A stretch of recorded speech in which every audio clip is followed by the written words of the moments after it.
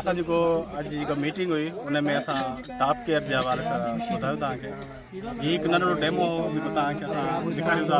असां जिते top care पाणी में विधो आहे उन जी pH लेवल किथे बीठी आहे।